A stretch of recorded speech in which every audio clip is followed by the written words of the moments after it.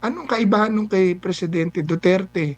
Bakit siya ang kaisa-isahang presidente na kinasuhan na parehas pa ang kaso kay President Ferdinand Marcos Sr. pero dinala doon sa Hague, pinakakasuhan at pinililitis sa mga banyag at puti na wala namang kaalam-alam ng drug situation dito sa Pilipinas at yung drug operation na nangyari sa Pilipinas nung dumating ang Pangulong Duterte. Ginong Greco, sumagi ba sa isip mo or sa imagination mo na may isang leader tayo sa bansa? Kasi tapos na tayo sa panahon na naging kolonya tayo, sinakop tayo ng iba't ibang mga bansa. Sumagi ba sa isip mo, sa imahinasyon nyo po na may pagkakataon na haharap ang isang leader natin, presidente pa, sa banyagang hukuman?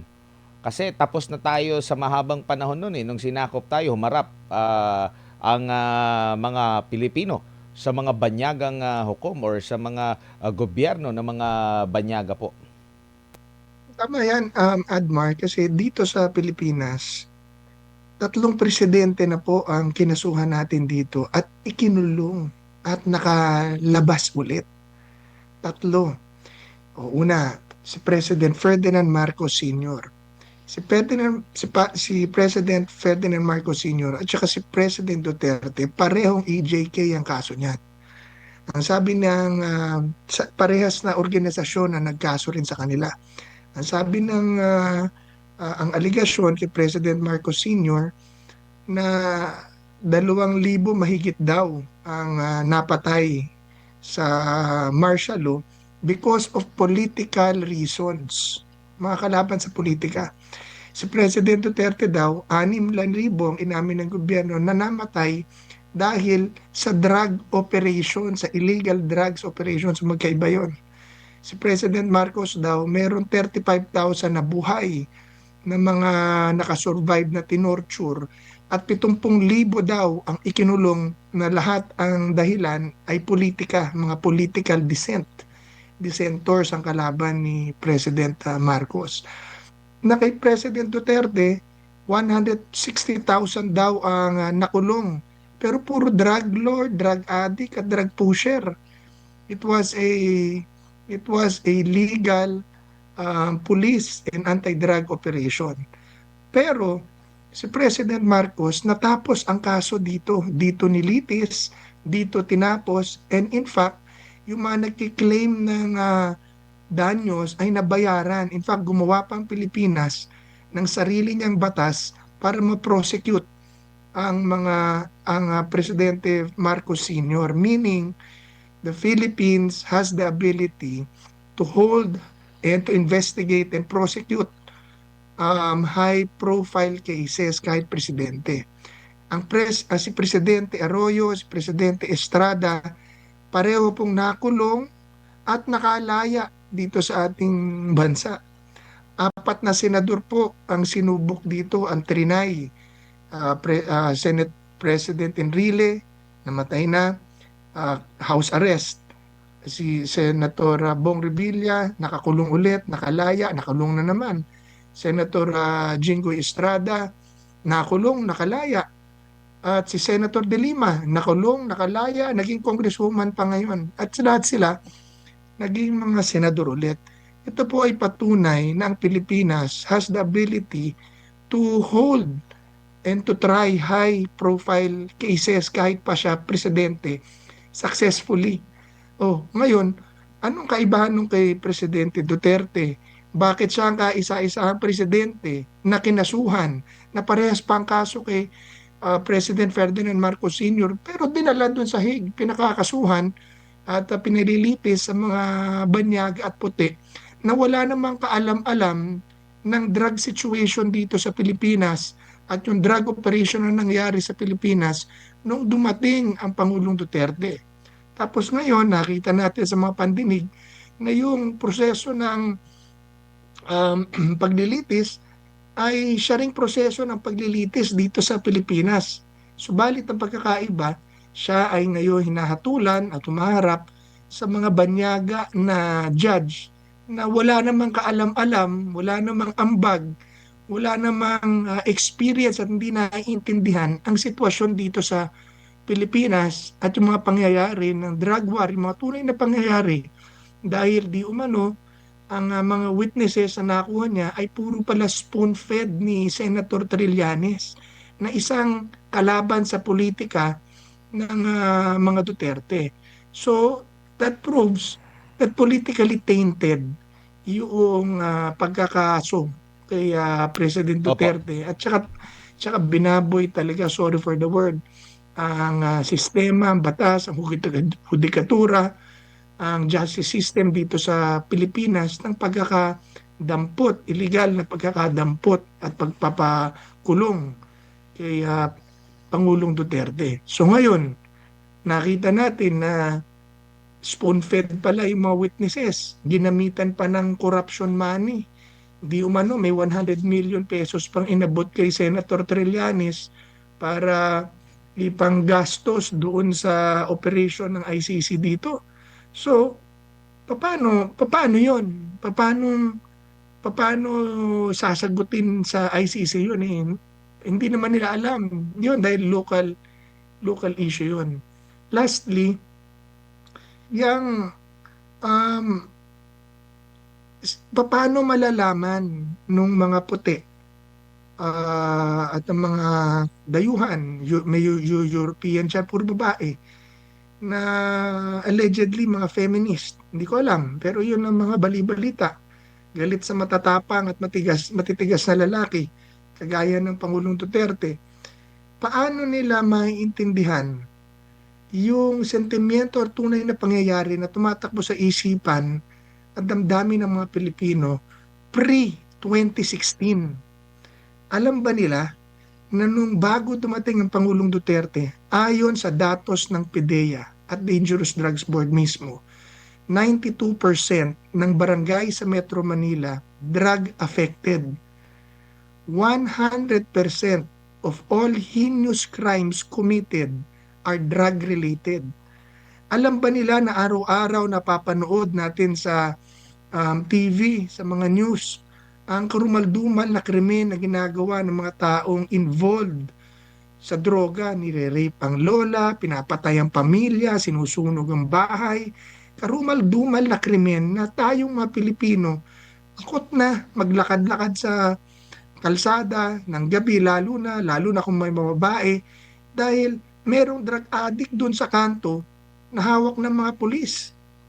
Alam din po ba nila ang report na ang sindikato ng droga dito bago dumating ang Pangulong Duterte, ah, pasok na ang mga politiko, ang mga pulis, ang mga judges, narco-politics na, hindi mahuli na yung mga kapitan. Tanungin po ng ating mga kabayan, ng mga kapitan nila, nagrereklamo dahil yung mga hinuhuli nilang pusher at user nauna pa umuwi ng barangay kaysa sa kanila pagkatapos silang hulihin, samantalang ang hirap-hirap manghuli. Hindi ko naiintindihan ng mga hukom yun. Isang bagay, Opo. hukom doon sa ICC, isang bagay na naiintindihan ng bawat isang Pilipino dito sa Pilipinas dahil nangyari sa atin. Opo, at hindi porket hindi masusunod o nasusunod yung kanilang gusto o gusto ng mga nangaakusa ay hindi na umiiral ang justice system. Kasi parang ganun yung nakikita nila eh. Na pag hindi pabor sa kanila, pangit o hindi gumagalaw o hindi gumagana ang justice system. No, hindi ho totoo yun. Talagang may mananalo at may matatalo sa korte. Depende sa ebidensya.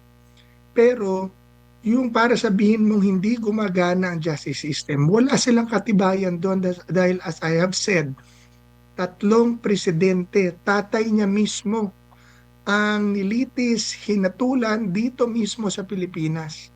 Dalawang presidente pagkatapos noon at apat na senador. So, hindi totoo na hindi kaya, na hindi nagwo-work ang justice system. Matagal lang. At saka Opo. corrupt. Gaya ngayon. Di Mm-mm. ba yung ang laki-laki ng issue sa flood control, sa corruption, na nawawalang pera. Nung lumabas ang mga witnesses na sundalo, aba, yun ang iniimbestigahan. Imbis na imbestigahan yung mga sinabi nila, ang iniimbestigahan yung mga nag-witness. Yun ang tinatakot, yun ang iniipit. Yun problema dito sa Pilipinas. Pero pagka sinabi mo na kaya ba ng justice system natin? Yes, mahirap lang, pero kaya. Ang nakikita rin natin dito sa pangangalap ng kanilang mga investigasyon at sinasabing ebidensya, pumunta rin naman sila dito. Hindi pa malinaw kasi tinatanggi ng gobyerno na nakipag-ugnayan pero nabuko na nakipag-usap, pero kung susumahin mo, pumunta pa rin sila dito. So anong kaibahan kung sasampan siya ng kaso rito, ang kapangyarihan ng gobyerno na ginamit nila, na nakita natin nung ginamit nila doon sa paghatid mismo ng dating Pangulo sa ICC, kung yun ang gagamitin nila para makapangalap ng ebidensya, nakikita nilang may ebidensya, hindi po ba mas ano yun, kapani-paniwala? Tama po yan. Kaya hindi tayo makaasa ng hustisya doon dahil hindi natin maasahan na magiging buo ang kwento doon. Kahit ang husay-husay ng pagkakadepensa ni Attorney Kaufman at pagkakapresenta doon sa presentation of charges. Ang akin tanong doon, naiintindihan ba ng mga puti ito?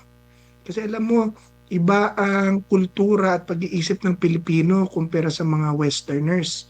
Sila po doon, black-black, white-white. Sa Pilipino, hindi po ganun. Meron tayong hiya kahit mali, pero hindi natin sabing mali dahil yung yes natin minsan no, yung no natin minsan yes, dahil nahihiya tayo mangbastos. Yun po ang puntos ko.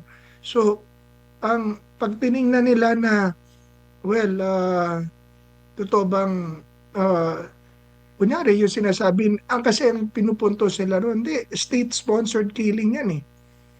Kahit naiintindihan natin na yung mga bigkas, yun ang ebidensya nila eh, yung mga salita ng Pangulong Duterte, naiintindihan natin na these were warnings, strong warnings against drug lords and gangsters and corrupt officials. Hindi ito isang order na papatayin, patayin nyo lahat yan. Ang lagi niya sinasabi, kung sisirain nyo ang aking bansa, papatayin ko kayo. Pero pagka sinabi mo sa puti iyon, ano sabihin ng puti, oh, patay, papatayin daw, papatayin daw. Pero pagka napakinggan niya ng mga Pilipino, hindi yun ang ibig sabihin nun. Ang ibig sabihin nun, huwag mong gawin yung masama at yung krimen dahil mapapahama ka or baka ikamatay mo. Which is effective. It was effective. It did the job, sir. It did the job. Ang daming mga drogista at mga korap na tumigil sa kanilang operation. Ang daming nagbagong buhay. 1,200,000 ang sumuko ng mga user at pusher. It was effective. Ibig sabihin, kung noon, let's say, because of the strategy and the way the President Duterte handled the anti-drug campaign, kumbaga, dumali ang trabaho ng pulis at PDEA. Dahil kung noon 1,000 ang kalaban nila, natakot na yung 900, 100 na lang ang hahabulin nila dahil yung 900 sumuko na.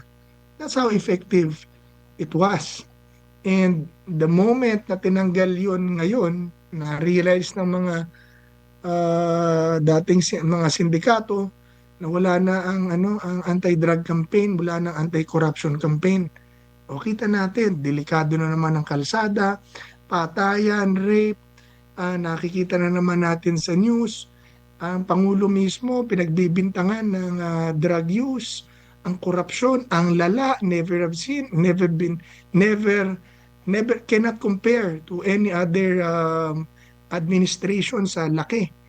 Because nawala yung kinatatakutan na kampanya ng Pangulo which was against drugs and corruption. So it was effective. Naintindihan ba ng ICC yan? Hindi.